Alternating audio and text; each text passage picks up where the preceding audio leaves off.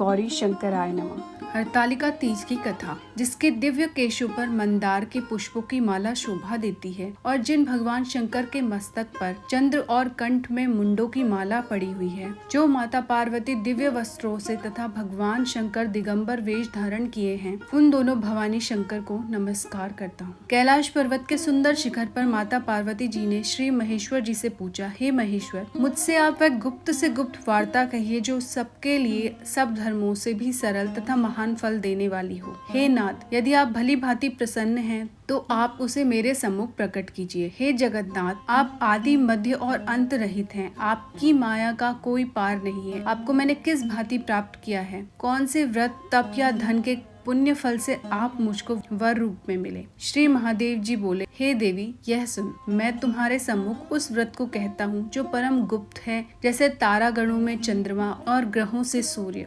वर्णों में ब्राह्मण, देवताओं में गंगा, पुराणों में महाभारत, वेदों में साम और इंद्रियों में मन श्रेष्ठ है। वैसे ही पुराण और वेद सब में इसका वर्णन आया है, जिसके प्रभाव से तुमको मेरा आधा आसन प्राप्त हुआ है। हे प्रिय, उसी का मैं तुमसे वर्णन करता हूँ। सुनो। भाद्रपद मास के शुक्ल पक्ष की हस्त नक्षत्र संयुक्त तृतीया तीज के दिन इस व्रत का अनुष्ठान मात्र करने से सब पापों का नाश हो जाता है। तुमने पहले हिमालय पर्वत पर इस महान व्रत को किया था, जो मैं तुम्हें सुनाता हूँ। पार्वती जी बोली, हे प्रभु, इस व्रत को मैंने किस लिए किया था, यह मुझे सुनने की इच्छा है, तो कृपया करके कहिए। शंकर जी बोले, आर्यव्रत में हिमालय नामक एक पर्वत है, जहाँ अनेक प्रकार की भूमि अनेक प्रकार के वृक्षों से सुशोभित है, जो सदैव बर्फ से ढके हुए तथा गंगा की कलकल ध्वनि से शब्दायमान रहता है। हे पार्वती जी, तुमने बाल्यकाल में उसी स्थान पर परम तप किया था और 12 वर्ष तक के महीने में जल में रहकर तथा वैशाख मास में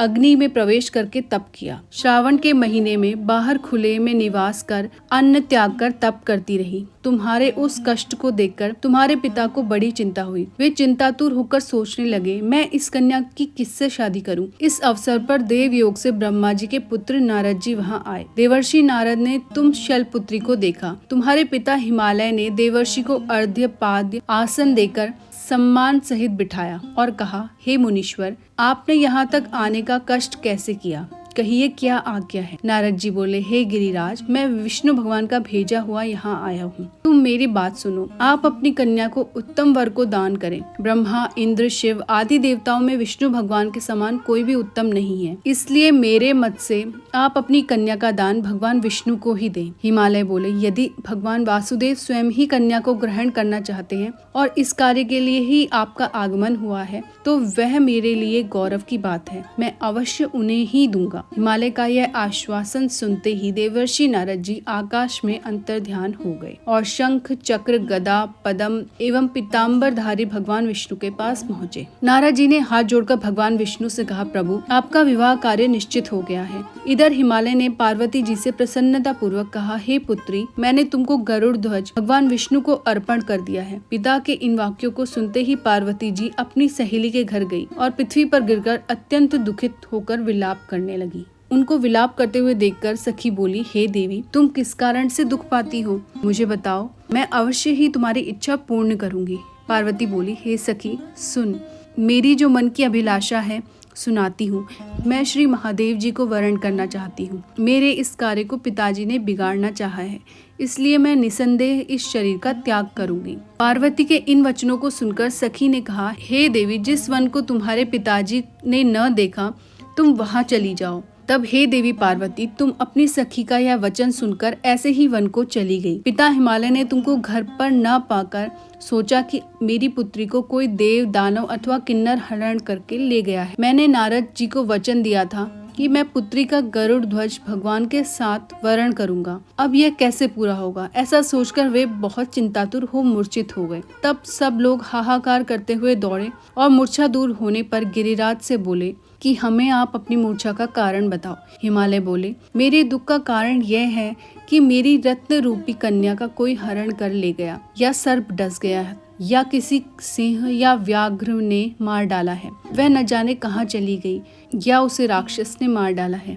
इस प्रकार कहकर गिरिराज दुखित होकर ऐसे कांपने लगे जैसे तीव्र वायु के चलने पर कोई वृक्ष कांपता है। तत्पश्चात हे पार्वती, तुम्हें गिरिराज साथियों सहित घने जंगल में ढूंढने निकले। सिंह, व्याघ्र, रीछ आदि हिंसक जंतुओं के कारण वन महाभयानक प्रतीत होता था। तुम भी सखी के साथ भयानक जंगल में घूमती हुई वन में एक नदी के तट पर एक गुफा में पहुंची। उस गुफा में तुम अपनी सखी के साथ प्रवेश कर गई, जहाँ तुम अन्न जल का त्याग करके बालू का लिंग बनाकर मेरी आराधना करती रही। उस समय पर भाद्रपद मास की हस्त नक्षत्र युक्त तृतीया के दिन तुमने मेरा विधि विधान से पूजन किया तथा रात्रि को गीत गायन करते हुए जागरण किया। तुम्हारे उस महाव्रत के प्रभाव से मेरा आसन डोलने लगा। मैं उसी स्थान पर आ गया जहाँ तुम और तुम्हारी सखी दोनों थे। मैंने आकर तुमसे कहा, हे वरान्य, मैं तुमसे प्रसन्न हूँ, तुम मुझसे कोई वरदान मांग। तब तुमने कहा कि हे देव, यदि आप मुझसे प्रसन्न हैं तो आप महादेव जी ही मेरे पति हो। मैं तथास्तु ऐसा कहकर कैलाश पर्वत को चला गया और तुमने प्रभात होते ही मेरी उस बालू की प्रतिमा को नदी में विसर्जित कर दिया।